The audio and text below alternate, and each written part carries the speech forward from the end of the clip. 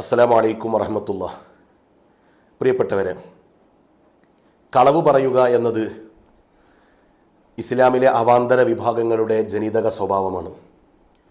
വഹാബിസത്തിൻ്റെ മുഖമുദ്രയാണ് കളവ് പറഞ്ഞ് ഇസ്ലാമിൻ്റെ പ്രമാണങ്ങളെ വക്രീകരിച്ചുകൊണ്ട് മഹാന്മാരായ ഇമാമുമാരുടെ കിതാബുകളെ ദുർവ്യാഖ്യാനം ചെയ്ത് ജനങ്ങളെ തെറ്റിദ്ധരിപ്പിക്കുക എന്നത്. അതിൻ്റെ ഏറ്റവും ലേറ്റസ്റ്റായ ഒരു ഉദാഹരണം നിങ്ങളുടെ ശ്രദ്ധയിൽപ്പെടുത്തുകയാണ്. ബഹുമാനപ്പെട്ട സിംസാറുൽ ഹഖ് ഹുദവിയുടെ ഒരു പ്രഭാഷണ ശകലത്തെ ഒരു മുജാഹിദ് മൗലവി നിരൂപിക്കുന്നത് കാണാം. ആദ്യമായിട്ട് അദ്ദേഹത്തെ പരിചയപ്പെടുത്തുകയാണെങ്കിൽ, കഴിഞ്ഞ എൻ്റെ ഒരു വീഡിയോയിലും ഞാൻ അദ്ദേഹത്തിൻ്റെ ഇതുപോലെയുള്ള വിഡ്ഢിത്തങ്ങളെ തുറന്നു കാണിച്ചിരുന്നു. കുറച്ച് മുമ്പ് അദ്ദേഹം ഇതുപോലൊരു വീഡിയോ ചെയ്തിട്ട് ഞാൻ ചെയ്ത വീഡിയോക്ക് മറുപടിയുമായിട്ട് അദ്ദേഹം വന്നു. ചില ഉസൂലുകളൊക്കെ പറഞ്ഞിട്ടാണ്. ആ ഉസൂൽ എന്താണ് എന്ന് കൃത്യമായിട്ട് പഠിപ്പിച്ചു കൊടുത്തപ്പോൾ പിന്നെ ആ മൗലവിയെ വഴിക്ക് കണ്ടിട്ടില്ല. മുമ്പ് ഒരു സംവാദത്തിനൊക്കെ തയ്യാറായിരുന്നു. പിന്നെ എനിക്ക് സൗദിക്ക് വരണ സംവാദത്തിന്, സൗദിക്ക് വന്നവരെന്താ ചെയ്യാന്ന് എല്ലാവർക്കും അറിയാലോ. അത് മറ്റൊരു വിഷയമാണ്. ആവശ്യമെങ്കിൽ ആ വിഷയങ്ങളുടെ ലിങ്ക് ഇതിൻ്റെ ഡിസ്ക്രിപ്ഷനിൽ ഞാൻ ചേർക്കാം. ഏതായാലും അദ്ദേഹം പറയുന്നത് നമുക്കൊന്ന് കേൾക്കാം. ഹബീബായ സല്ലല്ലാഹു അലൈഹി വസല്ലം തങ്ങളിത് ചെയ്തില്ലല്ലോ, സ്വഹാബത്ത് ചെയ്തില്ലല്ലോ എന്ന് പറഞ്ഞുകൊണ്ട് മാറ്റിവെക്കേണ്ട ഒരു സൽക്കർമ്മമല്ല ഇത്. എന്തുകൊണ്ട്? മൻ സന്ന ഫിൽ ഇസ്ലാമി സുന്നതൻ ഹസനതൻ ഫലഹു അജ്റുഹാ വ അജ്റു മൻ അമില ബിഹാ. ഇസ്ലാമിൽ ഒരു നല്ല ആചാരം നിങ്ങൾ കൊണ്ടുവന്നാൽ അത് കൊണ്ടുവന്നവർക്കും അത് പിൻപറ്റുന്നവർക്കും അതിന്റെ പ്രതിഫലമുണ്ട് എന്ന് പറഞ്ഞത് ആരാ? നബിയുനാ റസൂലുള്ളാഹി സ്വല്ലല്ലാഹു അലൈഹി വസല്ലം. ഇതിനാണ് ഉസ്താദെ നിങ്ങളൊക്കെ എങ്ങനെ ഹദീസിനെ ദുർവ്യാഖ്യാനം ചെയ്യുന്നത്? വളരെ കഷ്ടമായിപ്പോയി. നിങ്ങൾ ഈ പറഞ്ഞതുപോലെയാണെങ്കിൽ ഞാൻ പറയുന്നത് കേൾക്കുക. ബഹുമാനപ്പെട്ട സിംസാറുൽ ഹഖ് ഹുദവി ആ വിഷയം പറയുമ്പോൾ ഇദ്ദേഹത്തിൻ്റെ മുഖഭാവം കണ്ടോ, വല്ലാത്ത പുച്ഛത്തോടുകൂടെ. എന്നാൽ ഹുദവി ഉസ്താദ് പറഞ്ഞിടത്താണ് കാര്യങ്ങളുള്ളത്. അങ്ങനെയാണ് പരിശുദ്ധ ദീനിന്റെ പ്രമാണങ്ങൾ പറഞ്ഞത്, ഇമാമുമാര് പഠിപ്പിച്ചത്. ഇനി ഇദ്ദേഹം പറയുന്നത് നമുക്കൊന്നുകൂടി കേൾക്കാം. ഇദ്ദേഹം അതിന്റെ ബാക്കി വിശദീകരിക്കട്ടെ. ഇസ്ലാമിലേക്ക് ആർക്കു വേണമെങ്കിലും എന്ത് കർമ്മങ്ങളും കടത്തിക്കൂട്ടാമല്ലോ. അങ്ങനെയാകുമ്പോൾ ഇസ്ലാം ദീനിന്റെ അവസ്ഥ എന്താകും? മൻ സന്ന ഫിൽ ഇസ്ലാമി സുന്നത്തൻ ഹസനത്തൻ എന്ന് അങ്ങനെയാണെങ്കിൽ ഇസ്ലാമിലേക്ക് ആർക്കും എന്ത് വേണമെങ്കിലും കടത്തിക്കൂട്ടാമല്ലോ. അങ്ങനെയാണോ ആ ഹദീസിന്റെ അർത്ഥമുള്ളത്? പിന്നെന്തിനാ സുന്നത്തൻ ഹസനത്തൻ എന്ന് പറഞ്ഞത്? ആ ഹസനത്ത് എന്താണ് എന്ന് വ്യക്തമായിട്ട് ഇമാമുമാർ വിശദീകരിച്ചിട്ടുണ്ട്. ഇൻഷാ അല്ലാഹ് അത് വഴിയെ ഇദ്ദേഹം തന്നെ പറയാം. ഈ വീഡിയോയിലെ ഏറ്റവും വലിയ രസം എന്താണെന്ന് വെച്ചാൽ, വളരെ ചുരുങ്ങിയ 1 മിനിറ്റ് 2 മിനിറ്റുള്ള ഒരു ക്ലിപ്പിൽ ഇദ്ദേഹം എത്രത്തോളം വൈരുദ്ധ്യങ്ങൾ പറയുന്നുണ്ട് എന്ന് നമുക്ക് മനസ്സിലാക്കാം. നോക്കാം, ബാക്കി അദ്ദേഹം പറയട്ടെ. നിങ്ങൾ ഈ പറഞ്ഞതാണോ ഉസ്താദെ ആ ഹദീത്തിന്റെ ആശയം? ഇസ്ലാമിലുള്ള ഒരു കർമ്മം അത് അവഗണിക്കപ്പെടുമ്പോൾ അതിനെ ഹയാത്താക്കുന്നതുമായി ബന്ധപ്പെട്ട കാര്യമല്ലേ? ആ ഹദീസിന്റെ സാഹചര്യം പരിശോധിച്ചാൽ തന്നെ മനസ്സിലാകുന്ന കാര്യമല്ലേ? മഹാന്മാരായ പണ്ഡിതന്മാർ, ഇമാമിയങ്ങൾ അതിന് ശറഹും നൽകിയിട്ടുണ്ട്. അഥവാ ഇസ്ലാമിൽ ഉണ്ടായിരുന്ന ഒരു കാര്യത്തെ ഹയാത്താക്കുന്നതിനെ പറ്റി മാത്രമാണോ ആ ഹദീസിന്റെ ആശയം? അങ്ങനെയാണോ ആ ഹദീസ് പഠിപ്പിക്കുന്നത്? ഇദ്ദേഹത്തിന് കഴിഞ്ഞ വീഡിയോയിൽ പറഞ്ഞതുപോലെ ഭാഷാപരമായ പരിജ്ഞാനമില്ല. കേവലം എന്തൊക്കെയോ പഠിച്ച് വിശുദ്ധ ഇസ്ലാമിനെ അളക്കാൻ ഇറങ്ങിയതാണ്. എന്താണ് അവിടെ പറഞ്ഞത്? മൻ സന്ന എന്ന് പറഞ്ഞാൽ എന്താണ്? സന്ന എന്ന് പറഞ്ഞാൽ പുതുതായിട്ടൊരു കാര്യം ഉണ്ടാക്കുക എന്നതു തന്നെയാണ്. പുതുതായിട്ടൊരു ചര്യയെ കൊണ്ടുവരിക എന്നതാണ്. അതിന്റെ ഭാഷാപരമായ അർത്ഥം നോക്കുകയാണെങ്കിൽ, ഇപ്പോൾ അൽ മുഞ്ചിദ് ഡിക്ഷണറിയിൽ അതിന്റെ ഭാഷാപരമായ അർത്ഥം വളരെ കൃത്യമായിട്ട് രേഖപ്പെടുത്തിയിട്ടുണ്ട്. സന്ന ഫുലാനുൻ ത്വരീഖം മിനൽ ഖൈർ ഐ ഇബ്തദഅ അംറൻ മിനൽ ബിർരി ലം യഅരിഫുഹു ഖൗമുഹു. മുമ്പാർക്കും പരിചയമില്ലാത്ത പുതിയ ഒരു കാര്യത്തെ കൊണ്ടുവരിക എന്നതാണ് സന്ന എന്ന പ്രയോഗത്തിന്റെ അർത്ഥം. അതല്ലാതെ നേരത്തെ ഉണ്ടാക്കുന്നതിനെ ജീവിപ്പിക്കുക എന്നതല്ല. മൻ അഹ്യ എന്നാണ് അപ്പോൾ പറയേണ്ടത്. അങ്ങനെ ഹദീസുകളിൽ വന്നിട്ടുണ്ട് എന്നാണ് എൻ്റെ ഓർമ്മ. മൻ അഹ്യ എന്ന് പറയുന്നത്. ഇവിടെ മൻ സന്ന, പുതുതായിട്ട് ഒരാൾ ഒരു കാര്യത്തെ ഉണ്ടാക്കുകയാണെങ്കിൽ, ഒരു ചര്യയെ ഉണ്ടാക്കുകയാണെങ്കിൽ, ഇങ്ങനെയാണ് ഭാഷാ ഗ്രന്ഥങ്ങൾ വിശദീകരിക്കുന്നത്. അതുമാത്രമല്ല, ബഹുമാനപ്പെട്ട ഇമാം ബുഖാരി റളിയല്ലാഹു അൻഹു അവിടുത്തെ സ്വഹീഹിൽ ഖുബൈബ് റളിയല്ലാഹുവിന്റെ സംഭവം വിശദീകരിക്കുന്നിടത്തും ഇത് കാണാം. അവ്വലു മൻ സന്ന ഫിൽ ഇസ്ലാമി, ബഹുമാനപ്പെട്ട ഖുബൈബ് റളിയല്ലാഹു അൻഹുവിനെ തൂക്കിലേറ്റുന്നതിന്റെ മുമ്പ് 2 റക്അത്ത് എനിക്ക് നിസ്കരിക്കണമെന്ന് ബഹുമാനപ്പെട്ടവർ പറഞ്ഞു. അങ്ങനെ മുമ്പാരും ചെയ്തിട്ടില്ല. അപ്പോൾ അവ്വലു മൻ സന്ന ഫിൽ ഇസ്ലാം, അങ്ങനെ മരിക്കുന്നതിന്റെ മുമ്പ് 2 റക്അത്ത് സുന്നത്ത് നിസ്കരിക്കുക എന്ന ആ സുന്നത്ത് ചര്യയെ അവിടെ ആദ്യമായിട്ട് തുടങ്ങി വെക്കുന്നത് ബഹുമാനപ്പെട്ട ഖുബൈബ് റളിയല്ലാഹു അൻഹു ആണ്. ഇമാം ബുഖാരി റളിയല്ലാഹു അൻഹു അത് പറയുന്നുണ്ട്. അപ്പൊ സന്ന എന്ന പദത്തിൽ തന്നെ ഇദ്ദേഹം പറഞ്ഞതിന് കൃത്യമായ റദ്ദാണ്. അഥവാ പുതുതായിട്ട് ഒരു കാര്യത്തെ ഉണ്ടാക്കുക എന്നു തന്നെയാണ് സന്ന എന്ന പ്രയോഗത്തിന്റെ അർത്ഥം. ഇനി ബാക്കി അദ്ദേഹം ഇതിനെ ഇമാമുമാർ പറയുന്നത് നോക്കണം. എന്ന് അദ്ദേഹം പറയുന്നുണ്ട്. ബാക്കി പറയട്ടെ. ഇപ്പൊ നിങ്ങൾ ഈ കാണുന്നത് ഇബ്നു മാജയുടെ ഷറഹാണ്. അല്ലാമ അബുൽ ഹസൻ അസ്സിന്ദി റഹിമഹുല്ല എഴുതിയ ഷറഹാണ് നിങ്ങൾ ഈ കാണുന്നത്. അതിൽ ഇപ്പൊ സിംസാറുൽ ഹക്ക് ഹുദവി പറഞ്ഞ ഈ ഹദീസിന്റെ ഷറഹ് വിശദീകരണം അദ്ദേഹം നൽകുന്നുണ്ട്. അത് നമുക്കൊന്ന് വായിക്കാം. എന്താണ് ഖൗലുഹു സുന്നത്തൻ ഹസനത്തൻ? എന്താണ് ഈ സുന്നത്തൻ ഹസനത്തൻ? നല്ലൊരു സുന്നത്ത് എന്ന് പറഞ്ഞാൽ അതുകൊണ്ട് ഉദ്ദേശിക്കുന്നത് എന്താണ്? ഐ ത്വരീഖത്തൻ മർളിയത്തൻ യുക്തദാ ഫീഹാ, മാതൃകയാക്കാൻ പറ്റുന്ന തൃപ്തികരമായ ഒരു കർമ്മം, നല്ലൊരു കർമ്മമാണ് അതുകൊണ്ട് ഉദ്ദേശിക്കുന്നത്. അപ്പൊ സുന്നത്തൻ ഹസനത്തൻ എന്ന് പറഞ്ഞാൽ ത്വരീഖത്തൻ മർളിയത്തൻ യുക്തദാ ഫീഹാ. അപ്പൊ ഇസ്ലാമിലേക്ക് തോന്നിയ പോലെ ആർക്കും എന്തെങ്കിലും കൊണ്ടുവരാം എന്നല്ല അതിന്റെ അർത്ഥം. മറിച്ച് നല്ല ഒരു മാർഗത്തെ, മർളിയായ ഒരു മാർഗത്തെ, പിന്തുടരപ്പെടാൻ പറ്റുന്ന, മാതൃകയാക്കാൻ പറ്റുന്ന ഒരു മാർഗത്തെ കൊണ്ടുവരിക എന്നാണ്. അപ്പൊ മൗലവി ആദ്യം പറഞ്ഞത് അവിടെ ബാത്തിലായിട്ടുണ്ട്. ആർക്കും തോന്നിയത് കൊണ്ടുവരാനൊന്നും ഈ ഹദീസിൽ വകുപ്പില്ല. അത് നിങ്ങൾക്ക് ഹദീസിനെ പറ്റിയും അതിന്റെ വാചക ഘടനകളെ പറ്റിയുമുള്ള അജ്ഞതയാണ് മൗലവി. ബാക്കി പറയാം. അതെങ്ങനെയാണ് നല്ലതും ചീത്തയാവുന്നത്?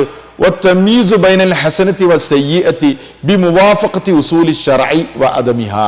അതായത് നല്ലതിനെയും ചീത്തയെയും വേർതിരിക്കുന്നത് ശർഇന്റെ ഉസൂലിനോട് യോജിക്കുക വിയോജിക്കുക, അതാണ് അതിന്റെ മാനദണ്ഡം. അപ്പൊ ശർഇന്റെ ഉസൂലിനോട് യോജിക്കുന്നതാകുമ്പോൾ വിയോജിക്കുക, അതാണ് അതിന്റെ മാനദണ്ഡം. അപ്പൊ ശർഇന്റെ ഉസൂലിനോട് യോജിക്കുന്നതാകുമ്പോൾ, ചെറുതായിട്ടൊന്ന് നാവ് ഉളുക്കിയതുപോലെ, ശറഇന്റെ ഉസൂലിനോട് യോജിക്കുകയാണെങ്കിൽ പുതുതായിട്ട് കൊണ്ടുവരാം, ശറഇന്റെ ഉസൂലിനോട് യോജിക്കുന്നില്ലെങ്കിൽ പാടില്ല. വളരെ വ്യക്തമല്ലേ? ഇങ്ങനെ തന്നെയല്ലേ ഇമാമുമാര് ബിദ്അത്തിനെ വിശദീകരിച്ചിട്ടുള്ളത് അല്ലെ? മാ യുഖാലിഫു കിതാബൻ ഔ സുന്നത്തൻ ഔ അസറൻ ഔ ഇജ്മാഅൻ എന്ന് തന്നെയല്ലേ ഇമാം ഷാഫിഈ തങ്ങളെ പോലെയുള്ള മഹാന്മാർ വിശദീകരിച്ചത്, ബഹുമാനപ്പെട്ട ഇബ്നു ഹജർ റളിയല്ലാഹു അൻഹു പോലെയുള്ള മഹാന്മാർ വിശദീകരിച്ചത്. അതുതന്നെയാണ് ഇവിടെ ഉള്ളത്. എന്താ രസം എന്നറിയോ? ഈ സാധുവിനെതിരാണ് ഈ ഇബാറത്ത്. ഈ ഇബാറത്തിൽ സുന്നത്തുൻ ഹസനത്ത് പറ്റും എന്നാണ് പറയുന്നത്. ആ സുന്നത്തുൻ ഹസനത്ത് പറ്റും, പക്ഷെ എന്താകണം? ശറഇന്റെ ഉസൂലിനോട് എതിരാകാൻ പാടില്ല. ശറഇന്റെ ഏത് ഉസൂലിനോടാണ് നമ്മൾ നടത്തുന്ന കാര്യങ്ങൾ എതിരാകുന്നത്? എന്താണ് ശറഇന്റെ ആ വിഷയത്തിലുള്ള ഉസൂല്? നിങ്ങൾക്ക് എന്താ ഉസൂലിനെ പറ്റിയിട്ട് മനസ്സിലായിട്ടുള്ളത്? ബഹുമാനപ്പെട്ട ഇമാമുമാർ കൃത്യമായി വിശദീകരിച്ച കാര്യങ്ങളല്ലേ? അഥവാ ഇസ്ലാമിൽ പരിധി നിശ്ചയിക്കപ്പെട്ട ആരാധനകളുണ്ട്. അത് ആ രൂപത്തിൽ തന്നെ പറ്റുള്ളൂ. നിസ്കാരം ഒരാൾക്ക് സുബഹി 4 റക്അത്ത് നിസ്കരിക്കാൻ പറ്റൂല, അതിനൊരു പരിധി നിശ്ചയിച്ചിട്ടുണ്ട്. അല്ലെങ്കിൽ 5 വഖത്തുള്ളത് 6 വഖത്താക്കാനോ അല്ലെങ്കിൽ അത് 3 വഖത്തിലേക്ക് ചുരുക്കാനോ പറ്റൂല. അങ്ങനെ പരിധി നിശ്ചയിക്കപ്പെട്ട ഇബാദത്തുകളുണ്ട്. അതേ സമയത്ത് വ്യക്തമായ പരിധികൾ നിശ്ചയിക്കപ്പെടാത്ത എത്രയോ ഇബാദത്തുകളുണ്ട്. അതിൽപ്പെട്ടതാണ് മഹബ്ബത്ത്. മഹബ്ബത്തിന് നബി സല്ലല്ലാഹു അലൈഹി വസല്ലമ തങ്ങളുടെ മേലിലുള്ള മഹബ്ബത്തിനെ പ്രകടിപ്പിക്കാൻ ഒരാൾ പുതിയ ഒരു മാർഗം സ്വീകരിച്ചു. അത് ശറഇന്റെ ഒരു ഉസൂലിനോടും എതിരാകാത്ത കാലത്തോളം അത് ചെയ്യാൻ പറ്റുമെന്നാണ് ഉസൂല്. നിങ്ങൾ എവിടുന്ന ഉസൂല് പഠിച്ചത്? മുമ്പ് ഇദ്ദേഹം സാന്ദർഭികമായി പറയാണ്, മുമ്പ് ഇതുപോലെ ഒരു വീഡിയോയിൽ ഞാൻ ചെയ്ത വീഡിയോക്ക് മറുപടിയുമായിട്ട് അദ്ദേഹം വന്നു. അന്ന് അദ്ദേഹം ഒരു ഉസൂലിന്റെ ഇബാറത്തൊക്കെ വായിച്ചു. ആ ഉസൂൽ എന്താണെന്ന് കൃത്യമായിട്ടാണ് പൊളിച്ചു കൊടുത്തപ്പോൾ അതോടെ അദ്ദേഹത്തിന്റെ ആ ഉസൂലിന്റെ പൂതി അങ്ങോട്ട് മാറി. ഇനി ഈ ഉസൂല് ഇദ്ദേഹത്തിന് എതിരാണ്. ഏറ്റവും ചുരുങ്ങിയത് താൻ കൊണ്ടുവന്ന ഒരു ദഅവ, ആ ദഅവക്ക് ഒരു ദലീലിനെ സമർപ്പിക്കുമ്പോൾ ഇത് എനിക്ക് അനുകൂലമാണോ ഇത് പ്രതികൂലമാണോ എന്ന് മനസ്സിലാക്കാനുള്ള ഒരു ത്രാണിയെങ്കിലും ഉണ്ടാവണ്ടേ? അതിനുള്ള വൈജ്ഞാനികമായ ഒരു കഴിവെങ്കിലും ഉണ്ടായിട്ട് വേണ്ടേ അമ്മമാരുടെ കിതാബുകളെ നിർദ്ധാരണം ചെയ്യാൻ ശ്രമിക്കാൻ? അല്ലേ? ഇപ്പൊ എന്തേ സുന്നത്തൻ ഹസനത്തൻ ഉസൂലിനോട് യോജിച്ച പുതിയതായത് കൊണ്ടുവരാം എന്നാണ് പറഞ്ഞത്. ഇപ്പൊ നേരത്തെ പറഞ്ഞതിനെതിരായി ഏത്? ഇസ്ലാമിൽ നേരത്തെ ഉള്ള ഒരു സുന്നത്തിനെ ഹയാത്താക്കലാണ് എന്ന് പറഞ്ഞതിനെതിരായില്ലേ?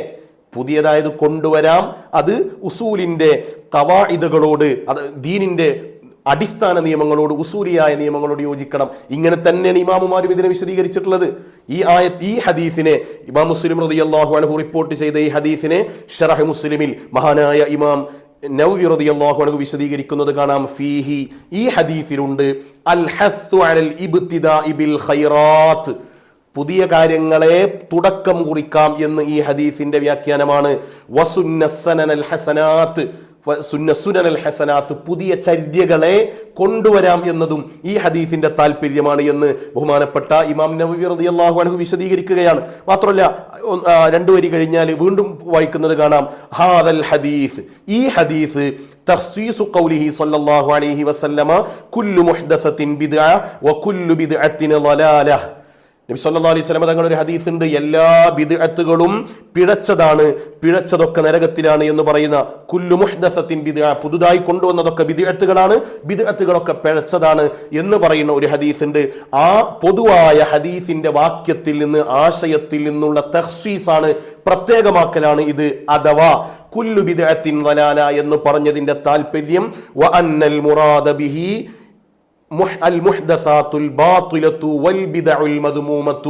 ബാത്തിലായ പുതിയ കാര്യങ്ങൾ അഥവാ ശറഇനോട് വിയോജിക്കുന്ന, ശറഇനോട് യോജിക്കാത്ത കാര്യങ്ങൾ, വൽ ബിദഉൽ മദ്മൂമത്തു മോശമായ ബിദ്അത്തുകളെ കുറിച്ചാണ് പറയുന്നത്. ഏത്? അത് ളലാലത്താണ് എന്ന്. അതേ സമയത്ത് നല്ല ബിദ്അത്തുകളെ കൊണ്ടുവരാം എന്നാണ് ഈ ഹദീസ് കൊണ്ട് മനസ്സിലാവുന്നത്. അജ്ജുവിന്റെ മൗലവി ഏറ്റവും ചുരുങ്ങിയത് ഞാൻ ഈ വായിക്കണ ഇബാറത്ത് ഇത് എനിക്ക് അനുകൂലമാണോ പ്രതികൂലമാണോ എന്ന് മനസ്സിലാക്കാനുള്ള ഒരു മിനിമം ക്വാളിറ്റി, മിനിമം അതെങ്കിലും ഉണ്ടാവണ്ടേ. പച്ച നുണ പറയാ, ഒരു ലജ്ജയുമില്ലാതെ. ഞാൻ ആലോചിക്കുകയാണ്, എങ്ങനെയാണ് ഇവർക്ക് ഇങ്ങനെ ഇത്ര കോൺഫിഡൻസോടുകൂടെ കളവ് പറയാൻ പറ്റുന്നത്? അല്ല പിന്നെന്താ അറിയോ, ഇവർക്ക് അതൊരു പ്രശ്നമുള്ള കാര്യമല്ല. ഇവരുടെ ഒരു നേതാവ് ഈ കഴിഞ്ഞ ആഴ്ച മലപ്പുറത്ത് നടത്തിയ ഒരു മുഖാമുഖം, ആ മുഖാമുഖത്തിൽ അദ്ദേഹം എത്ര കോൺഫിഡൻസോടുകൂടെയാണ് കളവ് പറഞ്ഞത്. ഇമാം മാലിക് റളിയല്ലാഹു അൻഹുവിന്റെ ഒരു ഉദ്ധരണി, കാലങ്ങളായിട്ട് മുജാഹിദ് വിഭാഗം അവരുടെ വേദികളിൽ നിരന്തരം പറഞ്ഞുകൊണ്ടിരിക്കുന്ന ഒരു ഉദ്ധരണിയാണ്. ആ ഉദ്ധരണി നിങ്ങൾക്ക് എവിടെ നിന്ന് കിട്ടിയതാണ്? അതിന്റെ സനദ് പറയണം, അവരതുണ്ടെങ്കിലാണല്ലോ അംഗീകരിക്കുക. 8-ാം നൂറ്റാണ്ടിലെ ഇമാം ഷാത്തുബി എന്നവരാണ് അത് ഉദ്ധരിച്ചിട്ടുള്ളത്.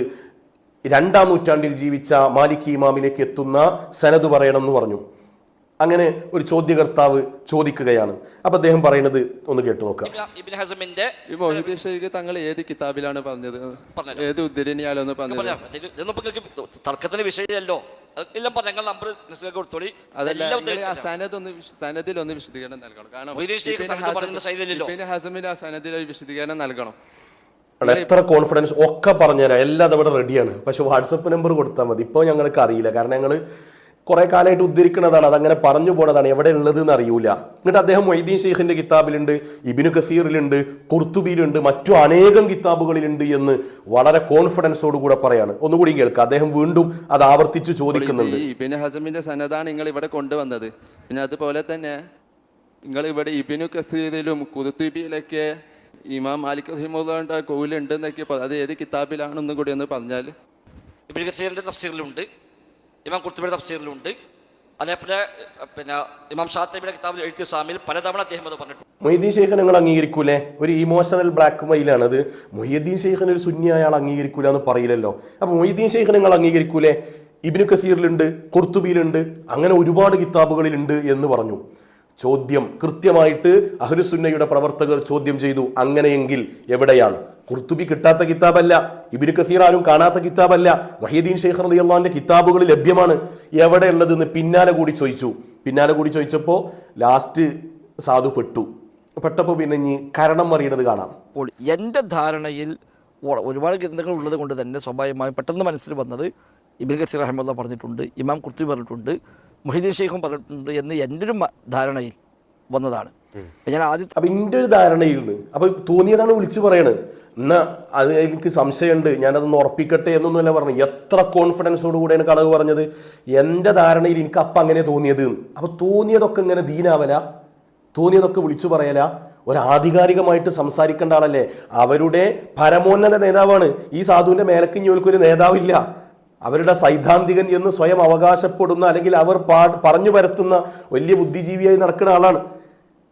ഇനി ബാക്കി പറയാം. നമ്മൾ ആലോചിക്കുമ്പോൾ നമ്മുടെ മനസ്സിലേക്ക് ഇങ്ങനെ വരുമല്ലോ. അങ്ങനെ വന്ന ആ ഒരു ബോധത്തിലാണ് ഞാൻ പറഞ്ഞത്. ഇബ്നു കസീർ പറഞ്ഞിട്ടുണ്ട്, ഖുർത്തുബി പറഞ്ഞിട്ടുണ്ട്, മുഹ്യിദ്ദീൻ ഷെയ്ഖ് പറഞ്ഞിട്ടുണ്ട്, മറ്റു പലരും പറഞ്ഞിട്ടുണ്ട് എന്ന് പറഞ്ഞു. യഥാർത്ഥത്തിൽ അത് ഇബ്നു കസീറിലോ ഖുർത്തുബിയിലോ മുഹ്യിദ്ദീൻ ഷെയ്ഖ് കിതാബിലോ ഇല്ല. ആലോചിച്ചപ്പോൾ വന്നൊരു ബോധത്തിൽ പറഞ്ഞതാണ്. ഇബ്നു കസീർ പറഞ്ഞിട്ടുണ്ട്, ഖുർത്തുബി പറഞ്ഞിട്ടുണ്ട് എന്നൊക്കെ. യഥാർത്ഥത്തിൽ അത് ഇബ്നു കസീറിലോ ഖുർത്തുബിയിലോ മുഹ്യിദ്ദീൻ ഷെയ്ഖ് കിതാബിലോ ഇല്ല. അതൊരു ധാരണപ്പശകാണ്. കിതാബിന്റെ പേര് പറഞ്ഞിടത്ത് ഒരു ധാരണപ്പശക്. എങ്ങനെ? യഥാർത്ഥത്തിൽ ഖുർത്തുബിയിലോ ഇബ്നു കസീറിലോ മുഹ്യിദ്ദീൻ ഷെയ്ഖ് റളിയല്ലാഹുവിന്റെ കിതാബിലോ ഇല്ല. ഒന്നുകൂടി കേൾക്കാം. യഥാർത്ഥത്തിൽ അത് ഇബ്നു കസീറിലോ ഖുർത്തുബിയിലോ മുഹ്യിദ്ദീൻ ഷെയ്ഖ് കിതാബിലോ ഇല്ല. അതൊരു ധാരണപ്പശകാണ്. കിതാബിന്റെ പേര് പറഞ്ഞിടത്ത് ഒരു ധാരണപ്പശക് വന്നതാണ്. ഒരു വേദിയിൽ ആധികാരികമായിട്ട് ഒക്കെ ഞങ്ങളെടുത്ത് റെഡിയാണ്, ഒക്കെ ശരിയാണ്, ഒക്കെ ഞങ്ങളെടുത്തുണ്ട്. ഇതൊന്നും ഒരു തർക്കമുള്ള വിഷയം തന്നെയല്ല. നിങ്ങൾ വെറുതെ ആവശ്യമില്ലാതെ തർക്കം ഉണ്ടാക്കുകയാണ്. ചോദ്യത്തിന്റെ ശരങ്ങൾ പോയപ്പോൾ കളവ് പറഞ്ഞ മൗലവിക്ക് സമ്മതിക്കേണ്ടി വന്നു. എന്നിട്ട് ഈ വീഡിയോന്റെ കമന്റിലുണ്ട് ഫൈസൽ മൗലവി മാതൃക കാണിച്ചു, തെറ്റുപറ്റിയത് തിരുത്തുന്നതാണ് യഥാർത്ഥ പണ്ഡിതൻ. കുടുങ്ങിയ പിന്നെ തിരുത്തല്ലാതെ എന്താ കാട്ടുക? മാത്രമല്ല, എൻ്റെ ഒരു ധാരണയിൽ ഈ ഫൈസൽ മൗലവി മാതൃക കാണിച്ചു എന്നൊക്കെ പറഞ്ഞ് ഒരു 8-10 കമന്റുകളുണ്ട്. അത് ഓരോ ഓഫീസിൽ നിന്ന് ഉണ്ടാകുന്ന കമന്റ് തന്നെ ആയിരിക്കും. ഒരുപക്ഷെ അതൊക്കെ ഒരു ഫോണിൽ നിന്നുള്ള അക്കൗണ്ട് തന്നെ ആയിരിക്കും. കാരണം ഇയാളഞ്ഞി PR വർക്ക് നടത്തിയിട്ട് ഇയാൾ നടത്തിയ ഈ അബദ്ധം, ഇയാൾ ചെയ്തു വെച്ച ഈ ഭീമാബദ്ധം, പരിശുദ്ധമായ ദീനിന്റെ പേരിൽ ഇയാൾ കാലങ്ങളായിട്ട് പ്രസംഗിച്ചു നടന്ന ഒന്ന് തെറ്റാണ് എന്നും അതിന് സനദ് ഇവർക്ക് വേണ്ട വിധം ഹാജരാക്കാൻ കഴിഞ്ഞില്ല എന്നും, അതല്ല മഹാന്മാരായ ഇമാമുമാരുടെ കിതാബുകളിൽ ഉണ്ട് എന്ന് ആവർത്തിച്ചു പറഞ്ഞൊരു സംഗതി. അബദ്ധത്തിൽ പറഞ്ഞല്ല. അങ്ങനെ ഉണ്ടോ? ഈ നാക്കുപിഴ എന്ന് പറയുന്ന സാധനം ഇങ്ങനെ ആവർത്തിച്ചുണ്ടാവുമോ? അത് അബദ്ധത്തിലാണ്, അറിയാതൊക്കെ പറഞ്ഞു, മനുഷ്യ സഹജമാണ്. പക്ഷെ ഇതങ്ങനെയല്ല. ഇത് ഇദ്ദേഹം വെല്ലുവിളിയുടെ സ്വരത്തിൽ ഒക്കെ ഞങ്ങളെടുത്ത് റെഡിയാണ് എന്ന് പറഞ്ഞൊരു കാര്യത്തെ കൃത്യമായി നമ്മളതിനെ പോസ്റ്റ്മോർട്ടം ചെയ്തപ്പോൾ, സുന്നത്ത് ജമാഅത്തിന്റെ പ്രവർത്തകർ അതിനെ ചോദ്യം ചെയ്തപ്പോൾ അയാൾ മുട്ടുമടക്കി. എന്നിട്ട് അത് മാതൃകാപരോ? പരിശുദ്ധമായ ദീനിന്റെ ഈ കിതാബുകളിൽ, ഇമാമുമാരുടെ കിതാബുകളിൽ തെറ്റായ കളവുകൾ പറഞ്ഞിട്ട് അത് കയ്യോടെ പിടികൂടിയിട്ട് തിരുത്തിയപ്പോൾ മാതൃകാപരം അല്ലേ? കള്ളനെ പിടിച്ചിട്ട് ഞാൻ കള്ളൻ തന്നെയായിരുന്നു, പറ്റിപ്പോയതാണ് പറഞ്ഞാൽ മാതൃകയുള്ള കള്ളൻ. അതാണല്ലോ ഇപ്പൊ ചെയ്തത്. നല്ല മാതൃകായോഗ്യനായ കള്ളനാണ് അയാൾ. പരിശുദ്ധ ദീനിന് ഈ രൂപത്തിലുള്ള പരിക്കുകൾ പറ്റിക്കുന്ന, പരിശുദ്ധ ദീനിന്റെ പ്രമാണങ്ങളെ വക്രീകരിച്ചുകൊണ്ട് ജനങ്ങളുടെ ഈമാനിനെ പഴപ്പിക്കുന്ന ഒന്നാം തരം കള്ളനാണ് അയാൾ. പറയേണ്ടതിൽ അയാളെ വ്യക്തിപരമായിട്ട് ആക്ഷേപിക്കാൻ വേണ്ടി പറയല്ല, ദീനിനെ വക്രീകരിച്ചിട്ട് ധാരണ പെശകു വന്നതാണ്. അള്ളാഹു നമ്മളെ കാത്തുരക്ഷിക്കട്ടെ. അസ്സലാമു അലൈക്കും വറഹ്മത്തുള്ളാഹി.